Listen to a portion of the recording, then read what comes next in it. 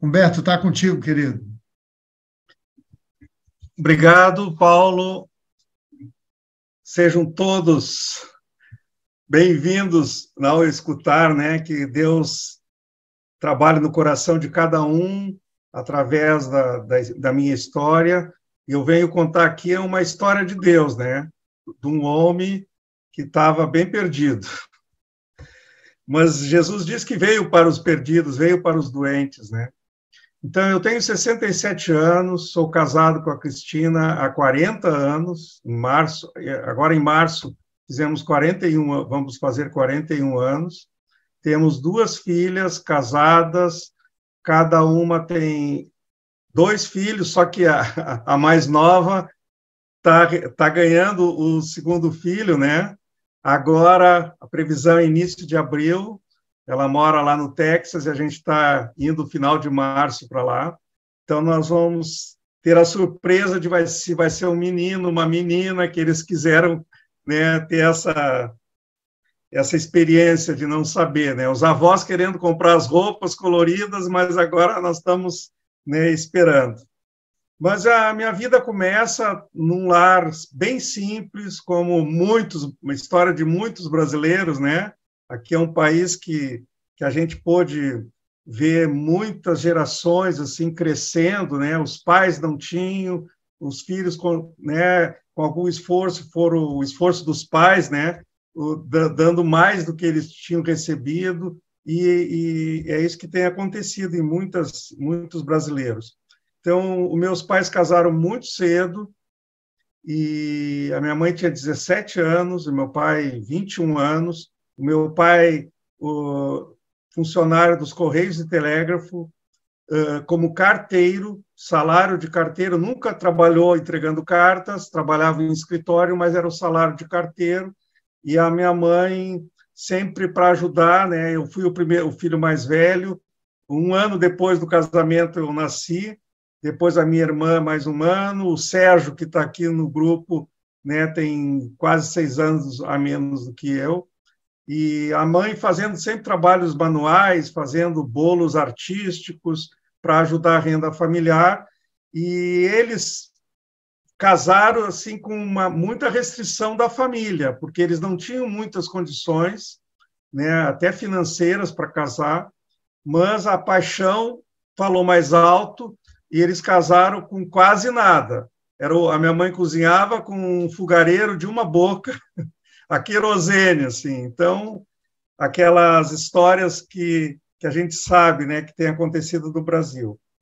E aquela paixão não foi capaz de sustentar um casamento coerente com aquela paixão. Não sei se vocês me entendem. Eles não conheciam a Deus também, né?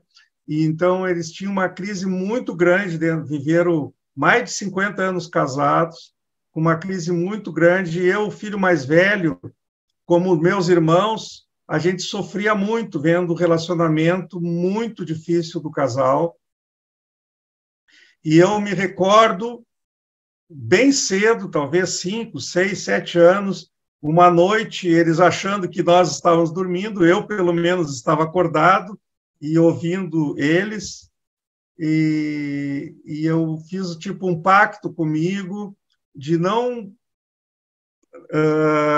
fazer esse tipo de coisa aos meus filhos.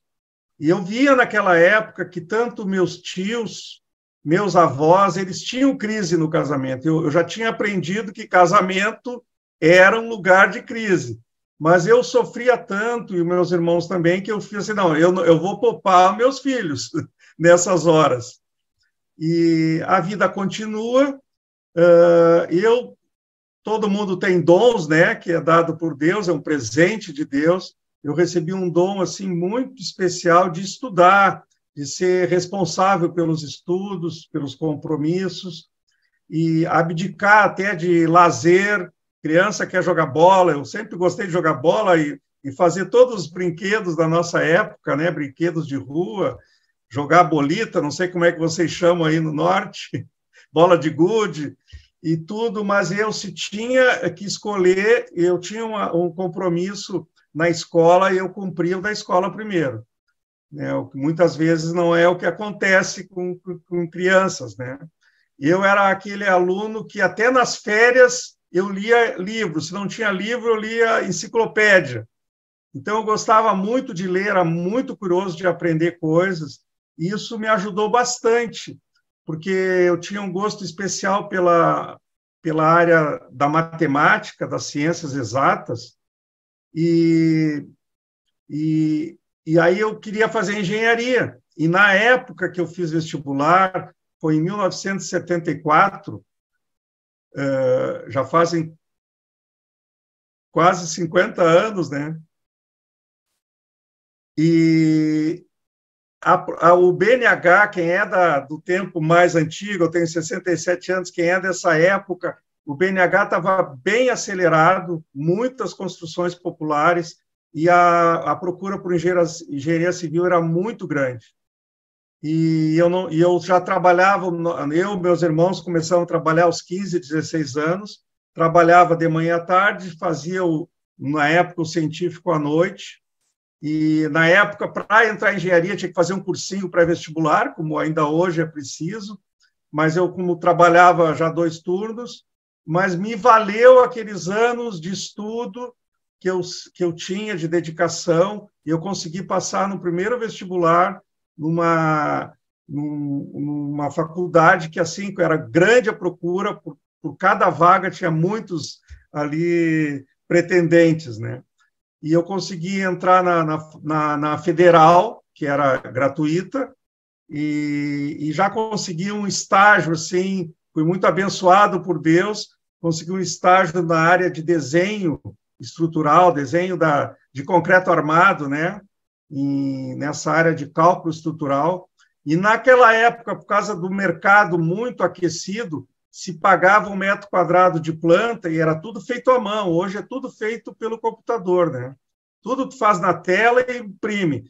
Não, ali a gente pegava um rascunho do engenheiro e tinha que desenhar, né? Numa folha grande, assim. E, na época, eu comprei um carro 0 quilômetro sendo estagiário de engenharia, numa empresa trabalhando tempo parcial. Então, hoje, olhando para trás, assim, aquela vida que deu certo, né? Eu sempre fui econômico também nas finanças, desde que eu comecei a trabalhar com 16 anos, nunca me faltou dinheiro. Eu era aquele trabalhador, ganhava um salário mínimo, no final do mês, os meus colegas de trabalho, o salário já tinha acabado, o mês ainda não, e eu emprestava dinheiro, já com 16 anos já emprestava dinheiro. Então, é uma coisa que eu tive uma experiência muito boa e eu posso ensinar hoje pessoas, né, de tratar assim, de como agir com dinheiro, como investir o dinheiro, como, né, respeitar as leis financeiras, até as leis bíblicas, né, que a Bíblia é muito rica no ensino sobre finanças. É muito rica, muito mais do que a gente pode imaginar, né? E Jesus mesmo conta muitas parábolas e coloca o dinheiro, né, em jogo ali. Porque o dinheiro, ele mexe muito com a cabeça das pessoas, com a vida das pessoas, pode ser uma bênção, pode ser uma maldição também. Então, tem que saber respeitar o dinheiro, né? E não tratá-lo assim de uma maneira irresponsável, que a coisa não vai terminar bem. Então, nessa época, eu estava então estudando, me formei em engenharia, aquela mesma empresa me contratou agora como engenheiro, ganhava muito bem ali. E no lado espiritual, como é que eu estava na caminhada ali? Tinha 20 anos já, cresci num lar católico, fui batizado, como quase todo brasileiro foi, e estudei numa bolsa de estudo num colégio católico. Então, eu tinha fé em Jesus, em Deus, né? Mas eu confesso que ali, pelo meio da faculdade, eu me tornei materialista. Muita gente, né, tem uma experiência assim, quando entra na faculdade, mas não foi por nenhuma pregação, assim, foi ao natural. eu me desviei da fé e achava meio, comecei a achar até meio ridículo. E não sei se vocês conhecem aí o Luiz Fernando Veríssimo. Ele é filho do maior escritor gaúcho, Érico Veríssimo, e ele é ateu. E ele era o meu ídolo, chegou a ser meu ídolo na época, porque ele fez um artigo no jornal que eu li e me identifiquei muito com aquele artigo. Ele dizendo assim que ele era ateu e ele conhecia muita gente como ele que gostava de ajudar os outros, mas por ele mesmo, pela bondade dele. Mas tem outros que ajudavam, né, pessoas, mas porque tinha um Deus que estava vigiando ele e estava exigindo aquilo dele. E que ele achava muito mais nobre aquele que não precisa de Deus e ser uma pessoa assim generosa. Eu me identifiquei porque eu gostava de ajudar as pessoas. Sempre gostava de ajudar. E eu me refinei nisso, porque eu gostava de ajudar e não falava para ninguém. Então, nem me expunha. Me achava tão bom que eu não precisava de Deus para estar me forçando a ajudar e não precisava ainda de palmas, né, de terceiros para dizer que eu sou bom. Eu era tão bom que não precisava, né, e que o meu caráter não precisava eu me expor a essa minha bondade. Então, claro, é um orgulho que depois eu fui entender mais tarde, por isso que eu estou aqui contando uma história de redenção, né? E o lado da minha esposa, ela tem que contar o outro lado, né? A minha esposa também muito responsável pelos estudos, muito, tipo eu, assim, né? Entrou na Universidade Federal, ela é enfermeira, hoje aposentada, e a gente se conheceu logo depois que eu me formei, trabalhando naquela empresa, e eu fui convidado para abrir uma empresa com um ex-colega meu, e um colega que tinha uma mente assim, ele tem uma mente de empreendedor, e eu, filho de funcionário público, eu confesso que talvez eu nunca fosse ser empresário, se não fosse aquele empurrão daquele ex-colega. E ele me convidou, eu pedi demissão daquela empresa, até a Cristina, nós éramos solteiros, namorando, e era a época de eu aventurar, né? Que é uma aventura, tu com 20 e poucos anos, recém-formado, abrir uma empresa, ainda mais na área de cálculo estrutural, que é uma parte muito delicada, de muita responsabilidade na engenharia civil, porque tu faz as plantas e tu define o tamanho dos pilares, o que vai de ferro dentro, das lajes, das vigas, e quem é que vai contratar jovens recém-formados, né? E eu trabalhava numa empresa que os proprietários já tinham, eram até foram meus professores na faculdade, né? Então, mas eu abri, a coisa deu certo. Já vou adiantando aqui para vocês. 10 primeiros anos é difícil, quem abre uma empresa sabe. Os 10 primeiros anos é muito suor, muito trabalho, e a gente tinha um compromisso, eu e meu sócio, de a gente investir na empresa. E a gente conseguiu vencer aqueles 10 anos e ter assim um sucesso, para mim, assim, né, uma origem humilde, fora de série, com filial em São Paulo, filial em Brasília, e aí já tínhamos casado, eu e a Cristina casamos, e logo em seguida veio a primeira filha, ali dentro, casamos naqueles primeiros anos da empresa, então naquele aperto financeiro, e já nasceu a primeira filha, depois nasce a segunda filha, então a coisa fica mais apertada, e eu e minha esposa não tínhamos assim intimidade nenhuma com Deus. Ela tinha muita busca por Deus em todas as esferas religiosas, e eu com o ateu. Só que eu sofria sendo ateu e ela sofria por ser religiosa. Porque eu costumo dizer, né, que tem muita gente que espalha uma fake news, que todo caminho de espiritual que busca a Deus está correto. Desde que seja bom para você, então continue. Isso é uma fake news. Eu tenho aqui dentro de casa a esposa que me mostrou isso aí, 22 anos de casado, hoje nós estamos com 40.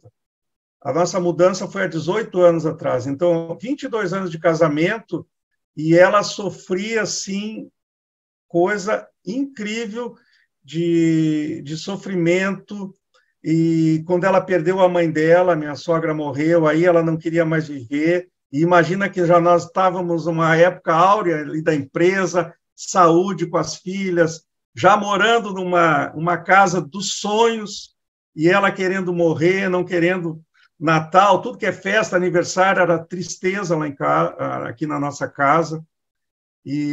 Mas, enfim, então, tanto a religião, né, que não é a verdadeira, e ela buscava em né, vários estilos de religiões, os mais diversos, e até aquilo, o ateu achava assim, bom, ela naquela época, né, eu me achava até melhor, né? Mas a gente sabe que quem não está com Jesus está mal. Até hoje eu estava lendo um capítulo em Lucas, e Jesus falou lá, que Paulo relata, né, que quem não junta, espalha, né? Quem não está com ele é contra ele. Então, tanto faz eu como a minha esposa, qualquer coisa que a gente está fora de Jesus, a gente está fora do reino de Deus, e as bênçãos, né, nós temos que alcançar através de Jesus, né? Então, ela tinha muito sofrimento, e eu digo assim, é um milagre inexplicável nós não termos nos separado. Porque eu digo assim, desde a primeira semana de casamento, a palavra divórcio rondava a nossa casa. Na lua de mel, pintou já a palavra divórcio. Então, a história é bem complexa, se tornou, claro, depois de 22 anos, uma crise crônica, né? Então, eu já tinha que estar tomando remédio para dormir, os meus pensamentos eram totalmente perdidos, no mau sentido mesmo, pensamentos malignos. E aí, quem tem esse tipo de pensamento contra a própria esposa, contra a própria família, não consegue dormir, não consegue ser feliz. E eu já tinha que tomar aqueles remédios tarja preta, aumentando a dose. E assim, ó, eu costumo dizer que eu encontrei o fundo do poço, mas o fundo do poço que muita gente acha que entra não é o real fundo do poço. Porque eu digo assim, muita gente diz assim, eu estou no fundo do poço, mas se eu ganhasse aquela loteria, ou se a minha renda aumentasse, ou se eu trocasse de casa, ou se eu fizesse uma viagem, eu tinha tudo, nós tínhamos tudo que tu pode imaginar, né? Na época, o primeiro carro importado foi o Ômega. Eu comprei um carro zero Ômega, cor de vinho, assim, né? E até na época, assim, eu saía na rua, todo mundo olhava, assim, mas não adianta nada, daquilo nada te conforta. A nossa empresa já estava muito bem, assim, nós cobrávamos acima da média do mercado o projeto estrutural, e as empresas queriam mesmo assim nos contratar e a gente não dava conta. Hoje, uma empresa de engenharia assim tem 3, 4 engenheiros de funcionários. Nós chegamos a ter quase 30 engenheiros de funcionários. Então, só que assim, os clientes todos te querem, tu é benquisto, é convidado para tudo, só que tu chega em casa, é choro, é tristeza. Então, o fundo do poço é você ter tudo e não ter mais recurso, aquela desculpa que o dinheiro vai resolver, e aí tu vai correr para onde? Só tem um caminho para correr nessa hora, é para Jesus. E aí o que acontece? Eu, nessa crise crônica, tomando remédio e não sabendo como terminar essa crise, o meu irmão, o Sérgio, que está aqui, entra numa crise aguda no casamento dele.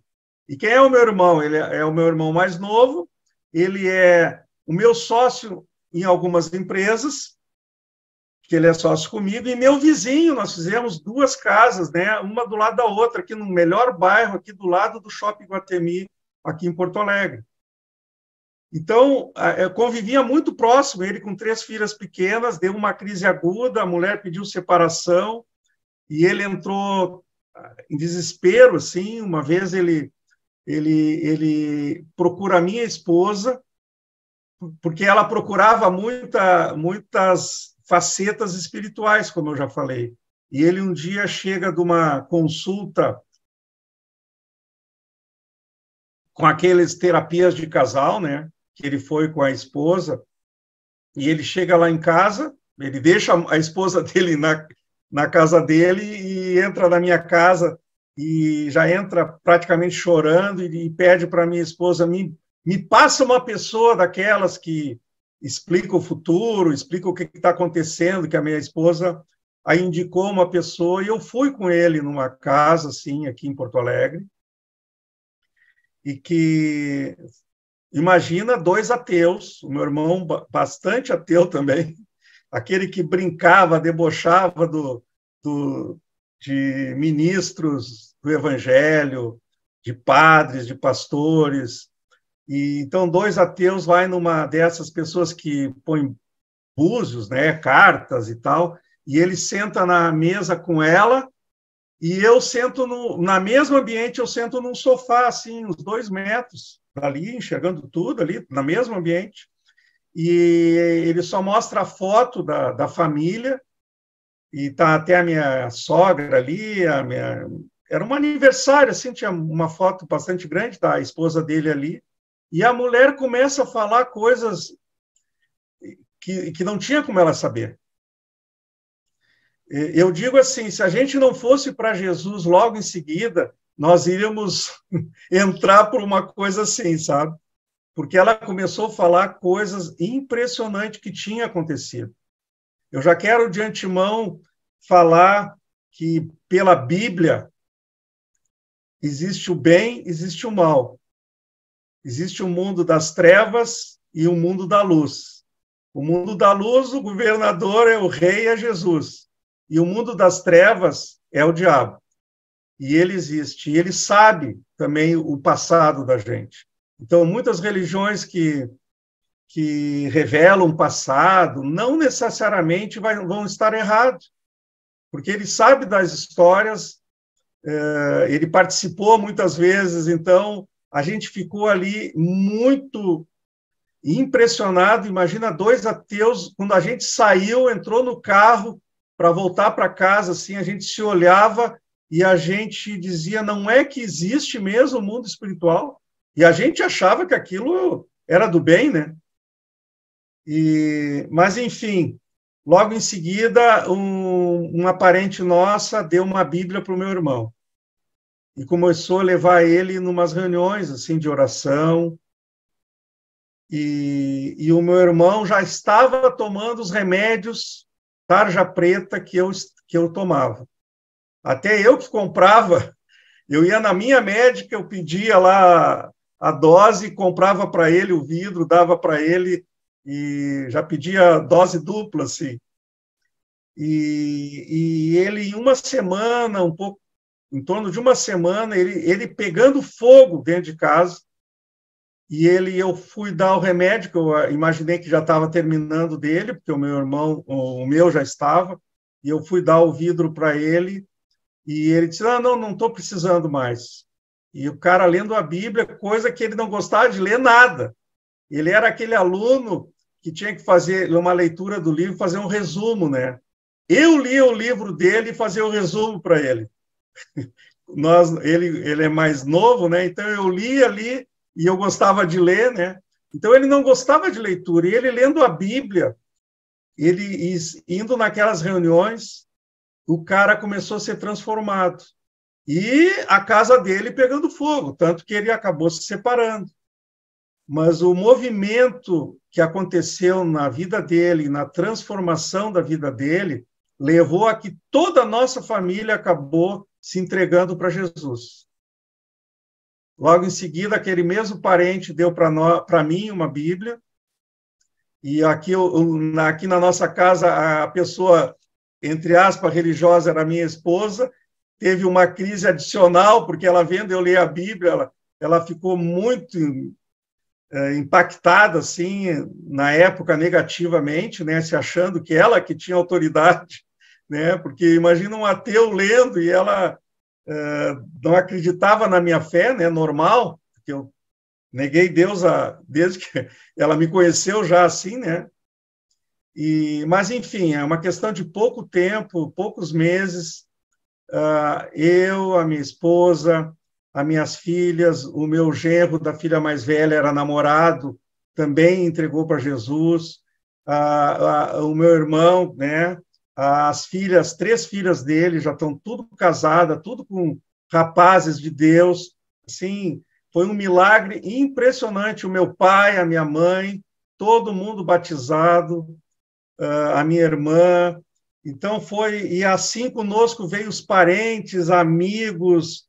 Olha, se fosse contar, não sei se é 300, 400, 500 pessoas. Tinha reuniões lá em casa assim que tinha 60, 70 pessoas. Reuniões semanais que a gente na época fazia. Naquela época eu morava naquela casa de sonhos, né? Hoje a gente já casou as filhas e a gente mora num apartamento. Já está vendida aquela casa, mas na época lá era uma sala muito grande e a gente fazia reuniões até com microfone, de tanta gente. Então, foi algo incrível, foi algo que começou eu fazendo uma oração, entregando a minha vida para Jesus, e assim cada um de nós, né, da nossa família, faz uma oração, entrega, faz uma aliança com Deus, como a Bíblia consta lá em Romanos, capítulo 10, que a gente se confessar com a nossa boca que Jesus Cristo é o Senhor e que Ele ressuscitou dos mortos, nós seremos salvos. Então, é uma salvação prometida, não é por uma igreja, não é uma salvação prometida pela DONEP, nem por mim, é uma salvação bíblica, das Escrituras Sagradas. E eu vi isso na minha vida e nos meus amigos, meus familiares em primeiro lugar. Hoje já tenho um neto batizado, nosso neto mais velho tem 12 anos, já é batizado. A irmã dele já fez 8, também já está falando em batismo. E isso da filha mais velha, da filha mais nova, tem uma neta de 3 anos, essa que mora no Texas, nasceu lá há 3 anos atrás, e agora está nascendo o segundo neto lá. Então, hoje eu e a Cristina tivemos muita experiência bacana, assim, de um casal que nós sempre fomos, assim, de mau exemplo, de tudo errado, né? Hoje a gente já tem uma história, assim, de ajudar casais, com todas as nossas falhas ainda, que ninguém aqui, todo mundo é humano, né? A gente entrega para Jesus, faz uma aliança, ele é fiel para cumprir, mas nós estamos numa jornada, a Bíblia fala de santificação, é uma jornada do dia a dia, né, de crescimento espiritual. A salvação bíblica são 3, dá para dividir em 3 partes, uma no passado, uma no presente e uma no futuro. Quando eu falo hoje, eu fui salvo no passado, foi o dia que eu fiz a minha aliança com Deus. Então, o meu espírito está salvo. Foi salvo naquele momento. No presente, eu estou sendo salvo, que a minha santificação, a minha carne, né, a minha alma está sendo salva, está sendo se assemelhando, se aproximando, né, um pouco mais de Jesus. Então, por isso que a gente, quando tem uma entrega, a gente ainda tem muita coisa a corrigir naquele dia, que hoje você está aqui nessa live, pode ser o seu dia da salvação do seu espírito. Você vai fazer uma aliança com Deus e o seu espírito vai ser salvo. A sua alma, as suas emoções, elas vão sendo salvas, no sentido que elas vão se santificando dia a dia. Então, ela é contínua, é no gerúndio. E no futuro, o meu corpo será salvo. Na redenção, né? na glorificação, que nós recebermos um corpo lá na glória, um corpo similar ao corpo de Jesus, um corpo glorificado. É um corpo que não vai receber doença, um corpo que não está sujeito a envelhecimento, a rugas. Então, nós temos 3 salvações em 3 áreas.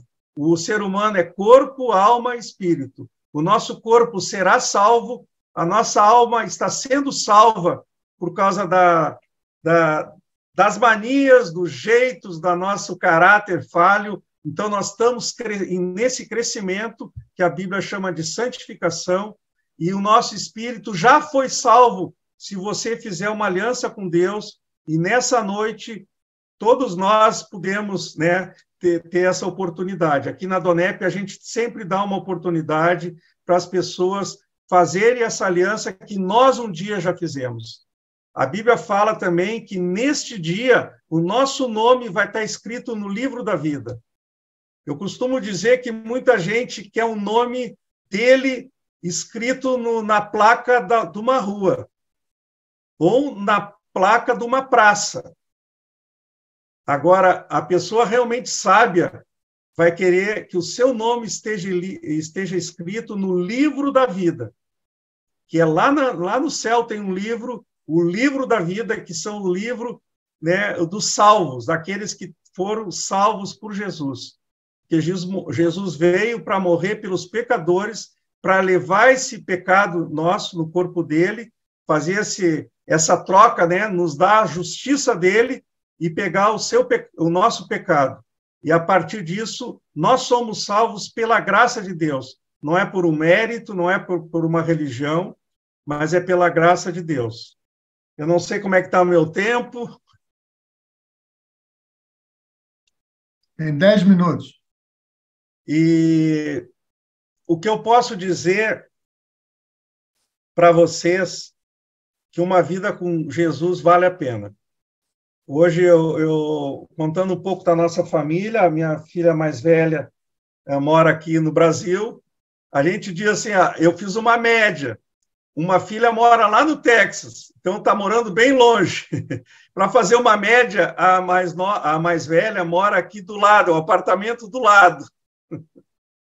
Então, a gente brinca, faz uma média. Então, ela é casada com o Gustavo, ela é advogada, ele é médico, os dois, né, eram namorados quando a gente teve aquela experiência com Deus, e ele também não acreditava em Deus, hoje é um grande homem de Deus, e sabe educar os filhos, né, no caminho, e ela é advogada, administradora de empresas, e não é porque são nossos netos, mas eles são uma referência aqui no prédio.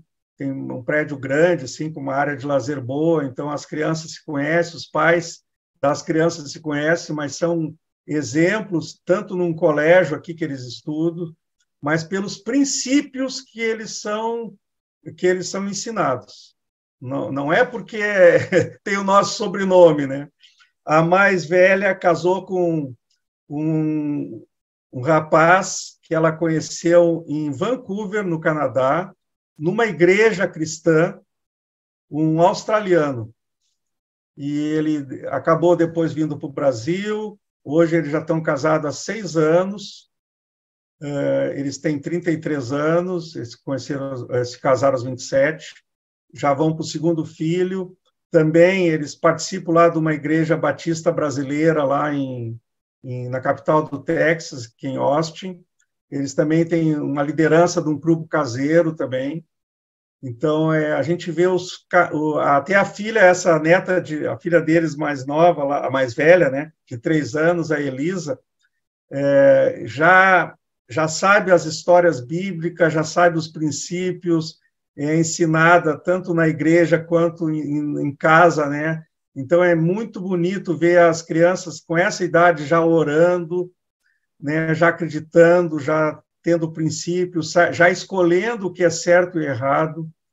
E eu me acostumei vendo os netos, às vezes vendo na televisão e chamando os pais, dizendo, olha, isso aqui não dá para escutar, não é de Deus. E aí, com 3, 4 anos, eles sabem o que é de Deus e o que não é de Deus.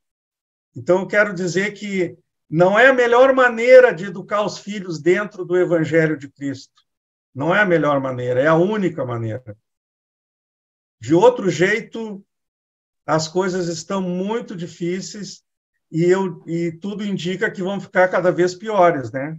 Porque o mundo está apressado assim para uma destruição assim de princípios e valores cristãos, da família, o papel do homem, o papel da mulher, tudo que a gente vê dá para ressignificar biblicamente, ver que as civilizações elas estão, né, atualmente, elas estão cada vez se afastando.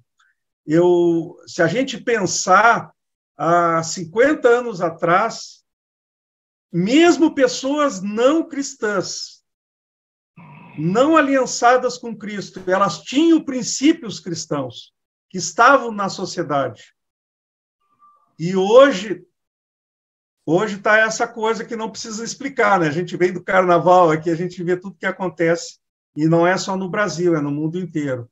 Então, fica a minha palavra, assim, que você busque, né, o amigo, que se você é novo aqui, não fez essa aliança com Deus, eu vou propor agora a você fazer uma oração, mas continue nesse caminho e procure aquela pessoa, aquele teu amigo que te convidou para esse evento aqui.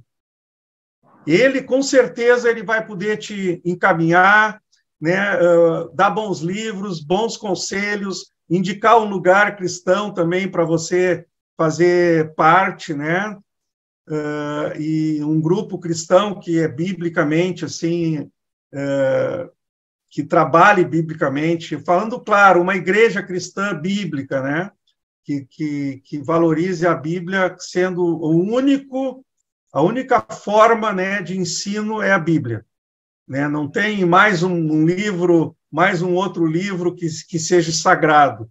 É somente a Bíblia, né? Somente a graça de Deus pela palavra dele. E o Espírito Santo, você vai aprendendo a caminhar com ele, e você agora vai começar aqui os eventos presenciais. O Paulo estava falando aqui, né, comigo antes de começar. Então, você tenta participar, tenta botar na sua agenda participar desses eventos, né? Tanto os jantares quanto essas reuniões semanais, que você vai aprendendo e você um dia pode estar aqui sendo convidado para dar o seu testemunho. Então, eu gostaria que todo mundo, eu não conheço você, eu não conheço a sua história, eu não conheço se você tem luta na área do casamento, na área das finanças, na área da saúde. Eu só sei que o nosso Jesus tem poder para fazer e entrar e fazer nova todas as coisas, em qualquer área da sua vida. Em qualquer área da sua vida ele pode mexer. Aqui na Donep, eu já estou há 18 anos, e na Donep a gente vê, né, testemunhos da área da saúde, de relacionamento, financeiro, e às vezes múltiplo, né? Muita gente chega na Donep e tem problemas em todas as áreas. Então, não sei qual é a sua luta, se tem muita gente que entrou por drogas, eu nunca usei drogas, mas Jesus entra, ela cura e restaura as famílias, principalmente, que é o interesse dele, né? Restaurar as pessoas saradas vão ter famílias, né, saradas, e o nosso Brasil vai melhorar. Então, eu queria que você repetisse comigo essa oração.